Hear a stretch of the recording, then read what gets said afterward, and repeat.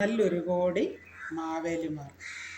കപ്പ കുഴച്ചതും കാന്താരിയും ചക്കരക്കാപ്പിയും ചമ്മന്തിയും ഓണമാഘോഷിക്കുകയാണ് ഞങ്ങൾ. പ്രാണൻ തിരിച്ച് പിടിച്ച മക്കൾ. ഞങ്ങളിവിടെ ഓണം ആഘോഷിക്കുകയാണ്.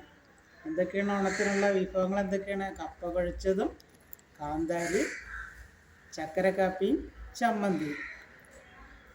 പ്രാണൻ തിരിച്ചു പിടിച്ച മക്കളെന്ന് ഇവിടെ പറഞ്ഞിരിക്കുന്നത് അവരുടെ ഒരു പ്രളയം വന്നിട്ട് ആ പ്രളയത്തിൽ നിന്ന് രക്ഷപ്പെട്ടവരാണ്.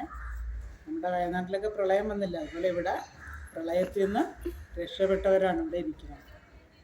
മലവിണ്ട് കീറി തുളച്ചു സമസ്തവും പ്രളയപ്പെരുങ്കാളി ചുട്ടുതിന്നു. മണ്ണിനടിയിൽ പിടയുന്നതിപ്പോഴും കണ്ണിലെ കൃഷ്ണമണികളായവർ.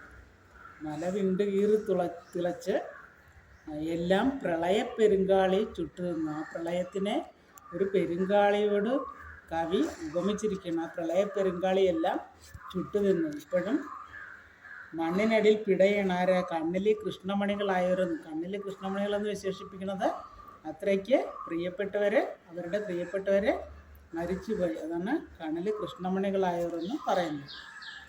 മക്കളെക്കാളും പ്രിയമാർന്ന പൂവാലി ചത്തു മലച്ചു കുരുതിയാറ്റിൽ. ഇപ്പരുവത്തിൽ ചിരിക്കാൻ മേല ഒക്കെ പൊറുക്കണേ കാക്കപ്പൂവേ.